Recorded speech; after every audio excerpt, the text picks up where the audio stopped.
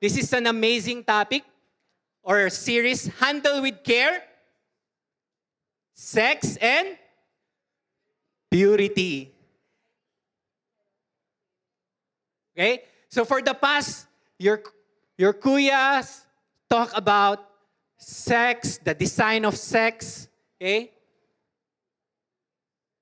The designer, of course, God Himself.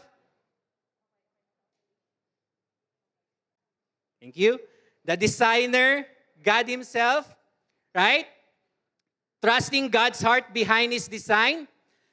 And the second series talks about power needs protection, right? Marriage as God's covenant, container for sex, okay? That through marriage or instant marriage, sex is beautiful, right?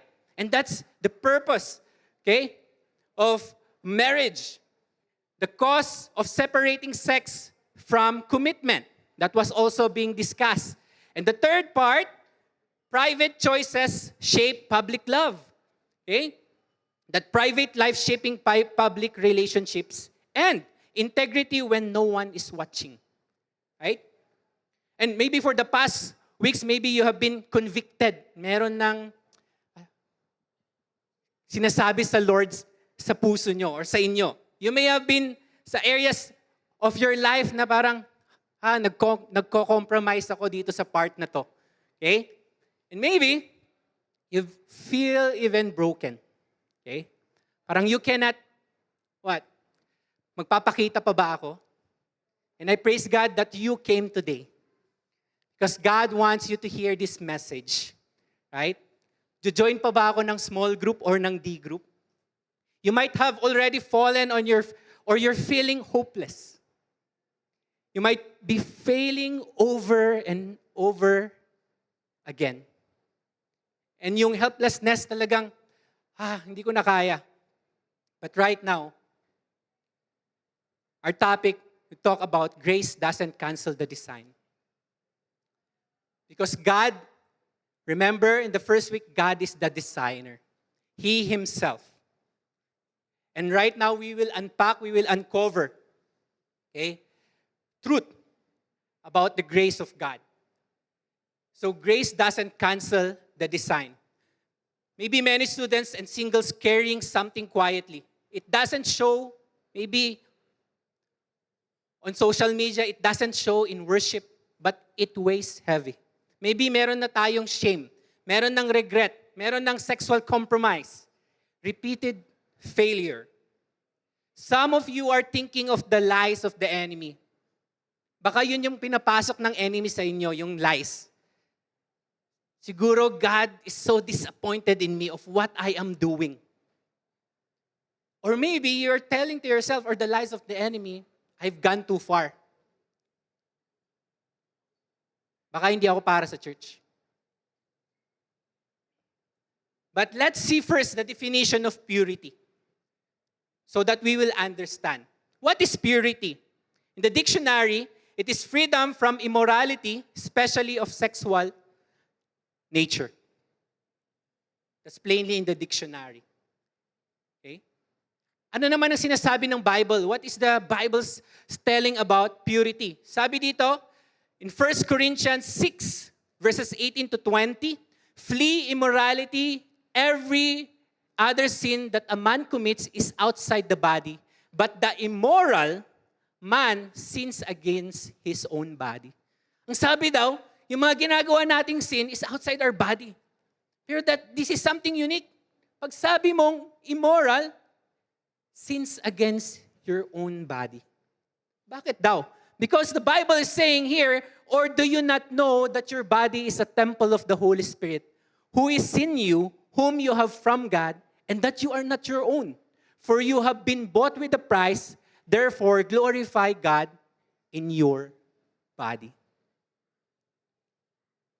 When we say flee, sabi dito, implies urgent, active avoidance, not passive resistance. Sexual sin is described as uniquely serious. Not necessarily ito yung pinaka-worst na sin than all the sins, but distinctive because it involves one's own body. in a deeply personal, unitive way. And in the Bible, sexual union creates a kind of one flesh or bond, distorts something sacred. Remember, if you are here during the second part, your Kuya James talked about what? Yung paper, pinagdikit niya, glued together, right? Then someone, kahit na anong dahan-dahan or how gentle you are to remove the paper, nasisira pa rin. Right? There's already destruction. Or it's destroyed already. And it took another paper, a paper that is whole enough for what? The pieces or the other pieces and the other pieces to be whole again. That when they join together again on that the center, Kuya James talk about that is Jesus Christ. Right? That you will be whole again. Hindi na nakikita yung mga destroyed pieces. Right? Because something when it comes to the body, yung soul tie with someone. And Jesus Christ needs to be there at the center again to intervene in your part. And today, we will see the world's view about taking care of your purity or taking care of your body. And what is the Bible saying? What is the truth about how purity and how you should be serious in your body and how you will be serious with your purity? Tignan natin to, young people. Ito ba familiar sa inyo? Anong sabi dyan? Again, anong sabi dyan? Follow your heart. Baka yung katabi mo, sinabihan ka, follow your heart. Or yung kaklase mo, just follow your heart. Yun ang sinasabi ng mundo. What's the world saying? But the biblical truth is, the heart is more deceitful than all else and is desperately sick who can understand it. Yan ang sinasabi ng Bible. Our heart is so deceitful. That's why, pag in-advisean kayo, maybe may nagsabi sa inyo, eto na yung sasabihin nyo sa kanila. Bro, I will not follow you my heart because my heart is so deceitful. Diba? Meron na tayong sasabihin. Eto, next. My body, my... Yan ang sinasabi ng mundo. That's the world is saying. Pero ano sinasabi ng Bible? Do you not know that your body is the temple of the Holy Spirit? We should be serious of taking care of our body. God gave this life for us to be a good steward of it. Not to destroy it. Right? And that you are not your own. God created us in our own likeness and image. Remember that. Right? God molded us. Okay? God created us, knitted us in the womb of your mother. Here, sabi dito, tignan nyo to, as long as you love each other, sex is okay. Mahal naman natin ng isa't isa eh. Okay na yan. Right? Yan ang sinasabi ng mundo. What's the world is saying? Di ba? Right? Of course, sa mga husband and wife, of course, we love each other. That's why intimacy is really beautiful in the context of marriage. Right? But the Bible saying is, but sexual immorality or any impurity or greed must not even be mentioned among you, as is proper among saints. Right? Young people, it's not okay. Pag hindi ka pakasal, okay? Because that's the truth. Hindi lang sabi ni Kuya Josh. Right? Ito pa, if it makes you happy, do it. Yan ang sinasabi ng world. If it makes you happy, do it. But what is the Bible saying about this? And do not be conformed to this world, but be transformed by the renewing of your mind. Indulge yourself in the reading of the Word. Ano yung mga pinapasok nyo sa sarili nyo? What are you watching right now? What are you reading right now? Right? In your social media. Right? Yan yung sinasabi, di ba? Kung masaya ka naman dyan, okay lang yan. Young people, it's a no. Because this is the truth about the Bible. Do not be conformed to this world. Do not be conformed of what is, ano yung culture na kinikreate ng world. Kung ano yung trend. Right? Napag-iiwanan na kasi ako, kuya eh. Gusto ko lang naman maging masaya. There is a complete joy in the presence of God. Ito pa. Ito ngayon, this is very trending. It's your truth. If you watch the what's this? The vlogger, the one who shares, diba? She's accusing someone, or he's na ba? Diba? He's accusing someone of the truth, na mas tama siya. Ito yung truth na meron siya. Hindi niya kailangan ng discipler. Hindi niya kailangan ng mentor. Diba? You know that person. Okay? She's trending right now. Diba? This is my truth kuya Ito yung alam ko. What is the Bible is telling you? For the time will come when they will not tolerate sound doctrine, but wanting to have their ears tickled. Diba? They will accumulate for themselves teachers in accordance with their own desire. Yung something comfortable ka lang, yung gusto mo lang marinig. Pag nasa D-group ka, pag ayaw mo na yung sinasabi ng D-group leader mo, or ng leader mo, ng mentor mo, parang yung pumapasok sa tenga mo, lumalabas na sa kabila. Right? Okay? You are not attentive enough. Kasi truth na May sarili kang truth, may sarili kang belief But you know, that's the world is doing right now. So young people, young professionals, let us fight. You fight for your purity. You fight for your your body. God is preserving you for someone.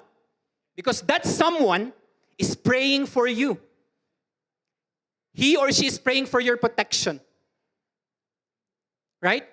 And maybe you are also praying for someone that God is preserving just for you. Just for you. And you know, this is what purity is. What I realize is purity is not about perfection. It is about direction. When you are preserving your purity, you are gearing towards what God wants you to be. Right? He is preserving your body and your purity. It's like the gospel. Diba? When the gospel was presented to you, you are not perfect. Right? The gospel is not for flawless people. It is for people who turn back to God. Right? And sabi dito, there is no sin which Jesus cannot forgive. Maybe later on we will, as we unpack the 3 points, that includes, yung sin na na-encounter natin today is maybe sexual sin, repeated compromise, and that includes us. And that includes you. And tonight, we will unpack these 3 truths as we close this series in staying and being pure again through the grace of God. Are you ready? Let's start. First point, God's protection. You know, God's protection, the moment that you accepted Him, He will do His best to protect you. He will do His part to protect you. For you not to fall from that or to be in danger. Right? Look at this verse in Psalm 119, verses 9 to 11. How can a young man keep his way pure? Okay? You will be guided with this by keeping it according to your word. With all my heart, I have sought you. Do not let me wander from your commandments. Your word I have treasured in my heart that I may not sin against you. Maybe the psalmist here assumes temptation. He assumes desire, he assumes pressure, but he also assumes greater, something else that is greater. God's word protects. The word of God will protect us. God's design for sex is not punishment. It's protection. Also in our daily living, there are guardrails. Meron tayong mga warning signs that would protect us. Okay? Our daily routine, right? Protecting us from falling or protecting us from any danger or accident. Kung titignan natin dito, ano nakikita natin? Mga road signs, right? Guardrails. Every day yan, nakikita nyo yan. Okay, sa mga road, right? It's a warning sign to keep you, okay, safe, right? Para hindi kayo ma-aksidente, right? Also, in our life, we need that. So guardrails are protective barriers placed along the edge of dangerous points of highways, maybe stairs or cliff. It's a place to prevent people or cars from falling off. So there are also boundaries, okay, in our life. Guardrails that are there to keep us safe. But sometimes we get tempted to cross them. They are not there to limit freedom. They are there to save your life. I will repeat that. They are there to save your life. God's boundaries protect your emotional health, your future intimacy, right? Your spiritual clarity, and your dignity. Let's look on the biblical guardrails from Ephesians 5:3-18. Sabi dito, flee. Paano naman kami mag-flee? How can we flee, kuya? These are some examples. To minimize temptation, limit excessive scrolling. Yan. Right? Ano yung mga excessive? Okay lang naman mag-scroll eh. Pero yung kung nai-scroll na natin is yung mga negative content. Yan. When dating also, maybe your boyfriend, your girlfriend, always opt for public location where others can observe you. Yan. Dapat yung may chaperon kayo, yung meron kayong kasama. Yan, very important yan. Not taking my phone into what? Sa CR, di ba? Nag-i-struggle ka na nga eh. Sa lust or pornography. Di ba? Leaving my phone outside your room. Or sino-surrender nyo ba yun sa parents nyo? O, parents, pag sinorender sa'yo ng anak niya yan, it means he was really listening today or she was really listening today. Okay? Pag sinorender niya yan, kailangan daw i-surrender, ma. Yeah? If you see attractive person, di ba? How do you respond? Pag nakakita ka, uy, gwapo naman, uy, ang ganda naman, right? You know, in the Bible says, in 2 Corinthians 10:5, take every thought captive. If there are things na iniisip nyo that is not pleasing to God, take every thought captive, rejecting ungodly thoughts and replacing them with truth. That's number 1. Be accountable and be honest. Seek out discipler, mentor, or find a D group or small group, someone you can trust and with whom you can be authentic. This individual should be capable of providing constructive feedback and lovingly correcting you when you commit or committed mistakes. Be accountable also with your parents. Students, again, I will repeat this, be accountable with your parents. You know why? Because they will always, your parents, they will always give their best effort to protect you. That's our parents here. May mga parents tayo dito. Or maybe you consider them as your spiritual parents. They will do their best. Their presence in your home, in the church, they will do their very best to protect you. Because that's their prayer. I believe that's their prayer every time. That God protect my child, God protect my children. Be accountable and be honest with your feelings, with your emotions. If you are the youngest right now and you're feeling that somehow emotions that you already like someone, open it to your parents. And parents, have that fruitful conversation with your children. Pag nag-open na yung anak nyo, Ma, Dad, may nagugustuhan na ako, may gusto ako sa school. Okay? Wag agad natin silang papagalitan or negative agad yung sasabihin natin. Have a conversation with them. Okay? Magkaroon kayo ng one-to-one talk or maybe you can be able to talk to them, okay, with your kung mother and father, like that. So very important ang role ng parents when it comes to purity. Right, parents? Yan. And children, don't be afraid to talk to your parents. Next, avoid idleness. Stay engaged in your community, not isolating yourself, maintaining active spiritual disciplines. That's how you will protect your purity. That's God's way to protect your purity. 4, Pray and ask to be filled with the Holy Spirit. Okay? I encourage you later on. Magkakaroon tayo ng breakout eh. Maybe later may mga small group or round tables later on. Those are example of small group. You know, community is very important. It builds your character because they pray for you. Ba? Sabi sa James, when you confess your sins to one another and you pray for one another, you will be healed. Remember, a community is very important so that someone will pray for you. Someone will encourage you. Someone will help you to direct you. Okay? Next, guardrails. The last one, immerse yourself in God's Word. Yan. Gaano ba katagal? How much time do you spend time in the Word of God? Okay? Versus dun sa pagstay mo sa phone mo. Okay? Or in the Netflix. Sa Bible, meron ding series, right? Masaya din yung series sa Bible, di ba? The Gospel of Jesus Christ. Parang series din yun. Bakit yun hindi natin matapos, pero yung series sa Netflix, we can finish? Do you just read the verse of the day? Yan, verse of the day. Then share it. Nakapag-devotion na ako, nag-sin na si D-group leader. Yes, sabi, di ba? Okay na. Kuya, ito pala yung verse of the day. Grabe, sabi.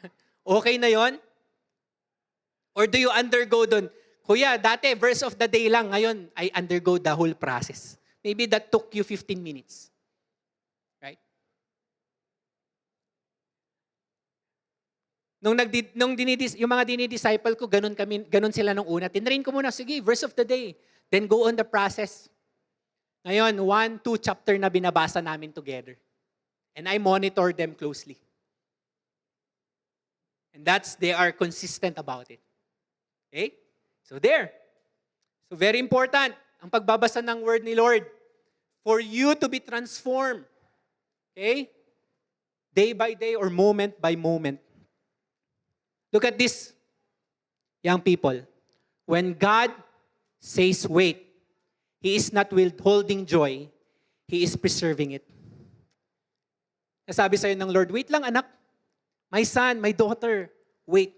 Because I am preserving you for something that is greater. Right? Hold on tight. Hold on tight. Okay? And if you are that person na, malapit na kuya I want to give in na Remember, diba? It's hard to climb back pag nahulog ka dun sa cliff.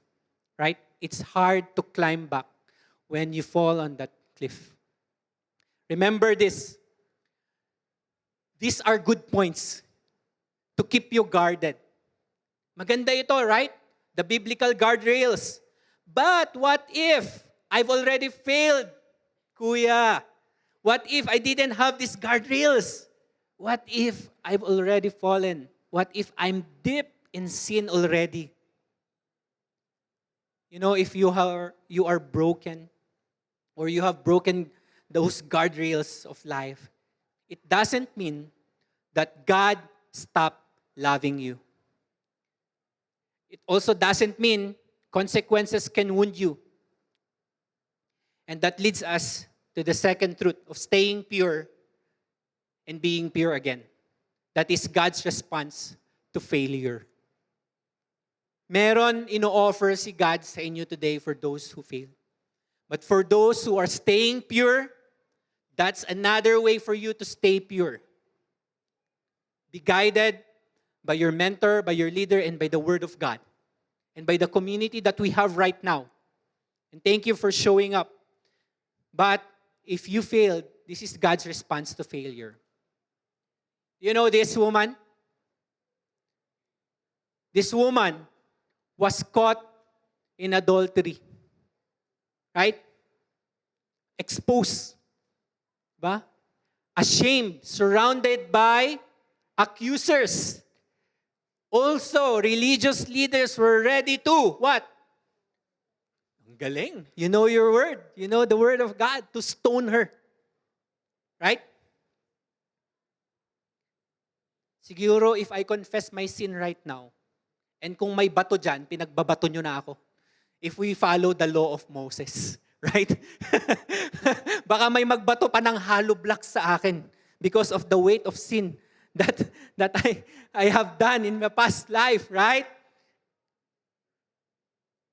And maybe that's the feeling of the woman that she already knew her destination.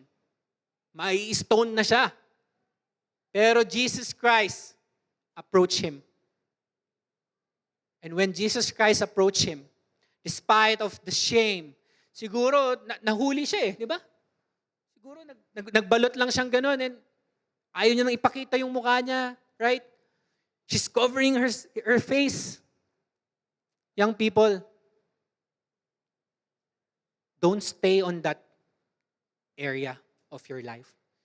If you already cross that line or break that guardrails, Jesus Christ is offering you today, sabi niya, in John 8:10-11, straightening up, Jesus said to her, "Woman, where are they? Did no one condemn you?" Kasi sabi ni Jesus Christ, okay, if you think that you don't have sin, you are the one, or you first struck that woman, or ikaw muna, ang unang bumato sa kanya. If you think, kung sino ang may courage, okay, if you have the courage to stone that woman, you think that you are sinless, wala kang kasalanan. And this is the response of Jesus. Straightening up, Jesus said to her, "Woman, where are they? Did no one condemn you?" She said, "No one, Lord." And Jesus said, "I do not condemn you either. Go, from now on, sin no more." Jesus does two things. He removes condemnation. Neither do I condemn you, and He offers grace. He is offering you grace today. And number two, hindi lang grace yung ino-offer ni Jesus Christ. Jesus Christ calls for transformation. Go and sin no more. And that's direction. He is directing you to a path that you will not sin no more. Look at this. You know what I realized when I received the grace of God? Grace is not meant to leave you unchanged. God gave it to you so you would turn to Him in repentance. Again, grace is not meant to leave you unchanged. God gave it to you so you would turn to Him in repentance. There's always a second chance. One we should take seriously, letting Jesus transform us. Don't think God is so tired of forgiving because He is not withdrawing. Because He is not done with you.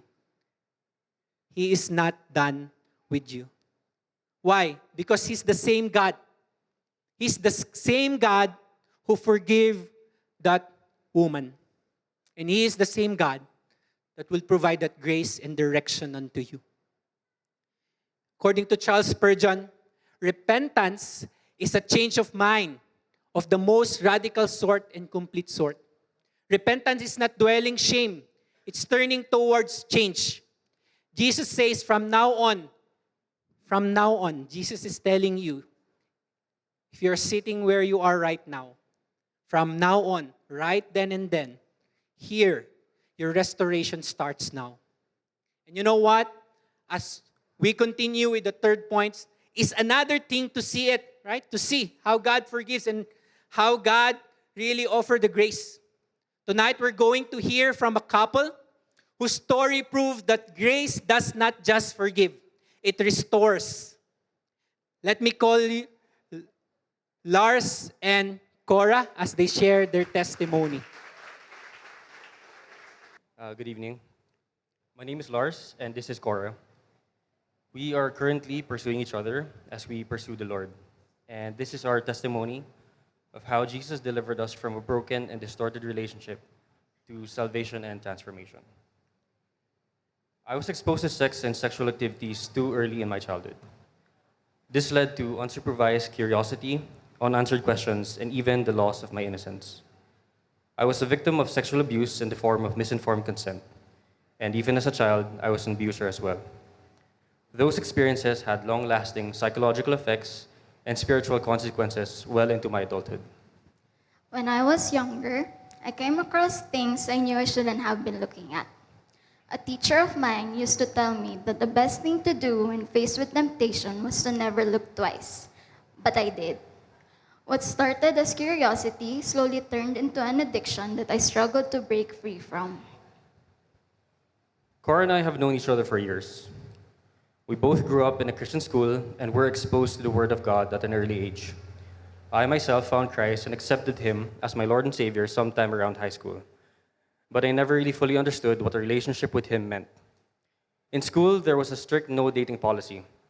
This was to discourage students from being impatient and engaging in activities reserved for marriage. For years, teachers would reiterate biblical lessons on purity and the sanctity of marriage. We were taught that true love waits.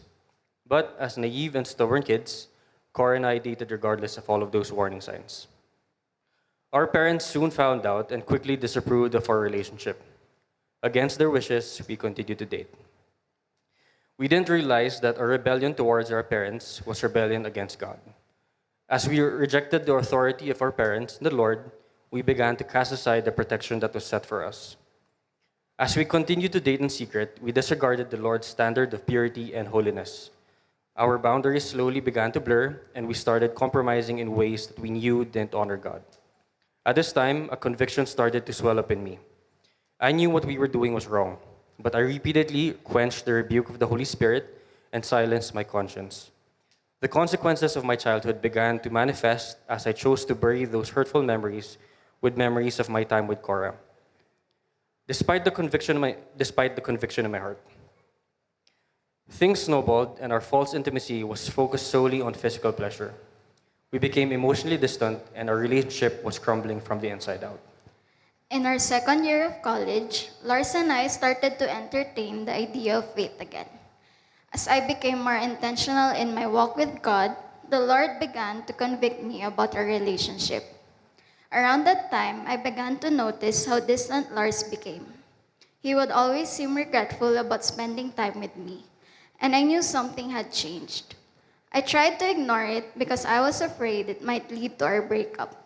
Instead, I convinced myself that maybe we could make things right by growing in our faith together. At one point, Lars said something that really struck me. He told me that a future that started with sin and without God wasn't really a future at all, and that one way or another, we would eventually have to break up so we could start again the right way. It seemed like God was convicting him about our relationship too. I remember getting upset because it felt like he had already put an expiration date on us. But deep down, I knew what he was saying was true. I just didn't want to face it yet. It wasn't long before our relationship ended, but even after we broke up, the unhealthy attachments we had formed were hard to break. We kept seeing each other for the wrong reasons, and every time we tried to end it, we somehow ended up back in the same place. At the time, we thought we could fix things ourselves, but we eventually realized that real change could only come from God. That's when it became clear that holding on to each other was keeping us stuck and preventing us from truly pursuing God. As much as we didn't want to lose our friendship, we knew staying in contact wasn't helping either of us. So we decided to completely cut each other off and surrender that part of our lives to God. Looking back, that season apart allowed both of us to grow individually in our relationship with the Lord. Amidst all of this, the Lord began to work in me through my discipler, Kuya Josh. I started my discipleship right before Cora and I broke up. During that crucial time, the Lord ingrained in me two things through discipleship. Kuya Josh would always remind me, if it isn't right with the Lord, it won't be right with others. Secondly, true love in action is a sacrificial, unconditional commitment to seek the highest good of others. This made me realize that if I truly did love Cora, I shouldn't be putting her into position to sin. I realized that I was the biggest stumbling block that was hindering her from truly knowing Christ. I finally understood that His love will always be greater than what I could offer, and that His love is the only love that matters, to her and to myself as well. When we finally decided to put Christ first, let go of our relationship and follow Him, The Lord allowed us to focus on what we needed to at a time. Through our obedience, the Lord poured blessing upon blessing into our lives as individuals. Cora was able to graduate and become a licensed RMT, while I was able to start an early career in digital marketing and graphic design. At this point in our lives, the Lord was preparing us for something we both could have never anticipated. I remember praying that I wanted my next boyfriend to love God more than he loves me. God answered that prayer in a way I never expected. Lars and I eventually reconnected and rekindled our relationship. But this time, we chose to put God at the center instead of ourselves. Even as adults, we knew that we needed to be accountable to our parents first and foremost. Lars asked permission from my parents to court me this time around. Both our parents agreed, and we were able to pursue each other openly. As we started out again, we knew that if we wanted to grow in all aspects of our relationship, we needed to grow spiritually first with Christ. Lars encouraged me to join a D group since he was already part of one. I started praying for a D group leader, and God led me to the one I have now, Ate Jem. I've been in a D group for about a year, and it has helped me grow so much in my walk with God. Lars and I aren't perfect, but we're growing.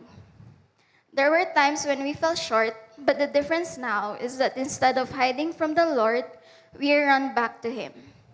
We hold each other accountable, and our D group leaders and D group family also help guide and encourage us in our walk with God.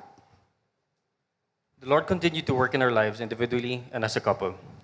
He made me realize that the deep sins that have rooted in my heart from my childhood never defined who I was. 2 Corinthians 5:17 says, "Therefore, if anyone is in Christ, he is a new creation. The old has passed away, behold, the new has come." Christ redeemed my identity in Him and overwhelmed me with His love, allowing me to remove any unbelief in my salvation through Him. This has made me a better man and a better leader and partner to Cora. Last November, Lars and I both decided to attend and get baptized at the True Life Retreat. We both, praise God. We both wanted to publicly declare that Christ is our Lord and Savior, and that He is the only reason we're both here where we are now. It was a meaningful step as we committed our lives to following the Lord. In many ways, our relationship began to feel new again, even though we had already been together in high school.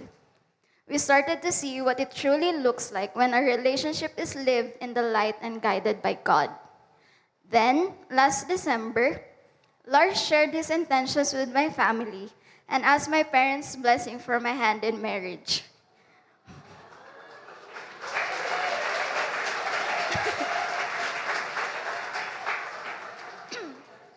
By God's grace, my parents said yes. Now, we're in a season of preparation and waiting, trusting God for what comes next. It's been a constant reminder that God's timing isn't just better, it's perfect. Even while we were sinning against the Lord, Christ has been gracious, merciful, and patient towards us, not to affirm our sins, but to lead us to repentance. We are both humbled by who Christ is, what He has done in our lives, and what He is continuing to do. Truly, just as it says in Romans 8:38-39, nothing can ever separate us from the love of God in Christ our Lord. God is the God of yesterday, today, and tomorrow, and He is the God of all. He is the same God who can restore you and redeem you just as He did with us. If you're struggling just as we did, or if you find yourself in a position that you can't get out of, the Lord is with you and He is inviting you in His presence. Our relationship isn't our story, but it's Christ's story of His love, mercy, and grace. My name is Lars. My name is Cora. To God be the glory. Praise God. Praise God. I've been discipling Lars since college, but me and my wife, may I call my wife? Me and my wife was their teachers when they are in the small world. Okay? So, sabi nila ngayon lang nagmamatter yung salita ng Lord. Because they are already deep with God. Let us pray for them. Let's pray for this couple. Heavenly Father, we just praise you for the testimony of Lars and Cora. May you use this testimony for others to hear your goodness, your grace, O God, and that you are the God who forgives and you are the God who restores. Despite of many compromises or failures that they encounter, truly, O God, you are there who loved them so much. You offered your life to them. And right now, you are on the work to transform them more and more, glory to glory, and that you are not yet done in the relationship. And Lord, thank you for loving them. May you bless them. We give back the glory and honor that you deserve. In Jesus' name we pray. Amen and amen. Thank you so much. What you just heard is not a perfect couple. They are redeemed. They are restored. And that goes on our third point, God's restoration. In 1 John 1:9, if we confess our sins, He is faithful and righteous to forgive us in our sins and to cleanse us from all unrighteousness. You know, one thing that catch my attention in their testimony, they disobey their parents. Children or young students, young professional, obey your parents. They know what's best for you. They know what's best for you. And that's the start. But you know, Jesus Christ is offering tonight forgiveness. At the same time, He will cleanse us from all our unrighteousness. Let me illustrate to you with this. Yan, iPhone 17 Pro Max. Sorry, na-expand ha. Yan. Maybe you are taking care with your iPhone right now, di ba? Nasa bulsa lang, di ba? Imagine, you drop your phone, yung pinagkakaingat-ingatan mo. It slips, it hits the ground. The screen shatters, the phone still works. You can still text, still scroll, still smile. But every time you look at it, you see the cracks. That's what sexual regret feels like. You're functioning, but inside, you feel cracked. Every moment, every compromise, every late night decision. Now imagine bringing that broken phone back to the manufacturer. They don't tape it over. The cracks, they don't tell you to ignore it. Okay lang yan, nagagamit mo pa naman eh. But they replace the screen. Clear again, whole again. That's what cleanse means. When Jesus Christ, He will cleanse us from all our unrighteousness. God does not just cover your shame, He restores you completely. Being whole again. Maybe you have the same testimony with Lars and Cora. Diba? Parang they feel cracked, pero okay lang. Okay pa naman eh. Okay pa naman kami. But I think you need to surrender. You need to give your life to Jesus Christ. You need to accept that grace that Christ is offering you tonight. Because what I realize, you are restored not because of your efforts, but because Christ already paid the price. And that's the beauty of the gospel, that God came for us. He became man through us. He lived a life that we should live and die a death that we should die. For us to be whole again. After 3 days, He rose again and proved that He is the Son of God, offering the forgiveness of sins. And you know one thing? I just want to share this testimony from this guy who accepts the forgiveness that is found on Jesus Christ on the cross. Gangster. Geng. As we close, let me tell you a story about this guy. He was a student, lost and searching for love in all the wrong places. Friendships and multiple relationships became his validation. As early as high school, he was immersed in a culture where not having a girlfriend felt like social rejection. Maybe that's the trend also right now. By this time, he was caught in a cycle of seeking acceptance through sex. The pattern followed him into a nearly 7-year relationship. Take note, 7-year relationship. From college until he became a young professional that eventually ended when he chose to follow Christ.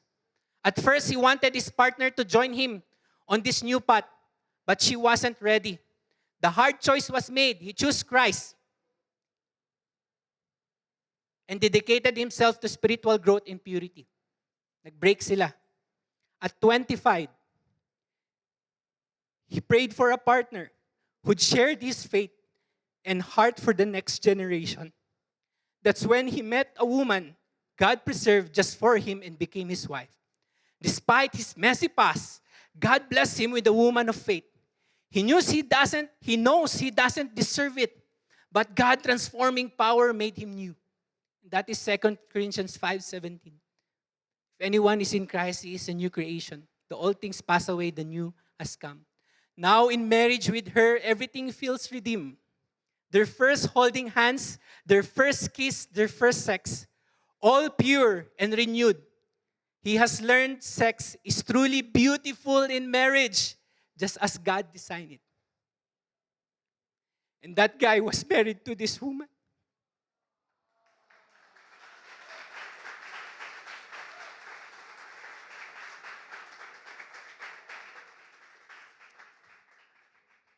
God preserved my wife for me to encounter His grace. God preserved my wife so that I will understand the beauty of sex. That in the context of marriage, everything will be new, everything will be fresh, despite how messy my past is. This year, next month, we are celebrating 7th year of our wedding anniversary, 7th year of God's faithfulness. And maybe some of you only know Danny Boy. Di ba? Some of you only know Danny Boy. And that's the beauty of sex. God will bless you, a child that really a blessing from God. If He really wants to transform you, He will make you whole again. And as I end, you know what I realize? Grace does not just fix your flaws. It makes you whole again. Many of you may feel fragmented, outwardly functioning, while grappling with an inner sense of brokenness. Consider the words of Jesus. Right now, Jesus is telling you, neither do I condemn you. He also states from now on, there is no sin beyond Christ's forgiveness. And God's love is steadfast. It's grace that prevails over performance. Remember, you are not disqualified. You're not disqualified to serve in front. You're not disqualified to be here in a community that loves one another. You are invited. You have the opportunity to live a life that is pure again. Once more, the design is marriage, and intimacy inside marriage is beautiful. Pure, without shame, and that is the grace of God. Today, I just want to pray for two groups of people. For those protecting their purity, or maybe they are about to cross the line. You're about to cross the line. God wants you to experience His protection. He is preserving you for someone. And I want to pray for you. Father in heaven, today, Lord, for those who are preserving their purity, Lord, protect them. Lord, if they're about to cross that line, remind them, oh God, that it's not worth it. Let them have that heart of waiting, clinging onto your word, oh God. Lord, I am declaring that grace will abound in them, that your protection will abound on them, that you will anoint them from the crown of their head to the sole of their feet, oh God.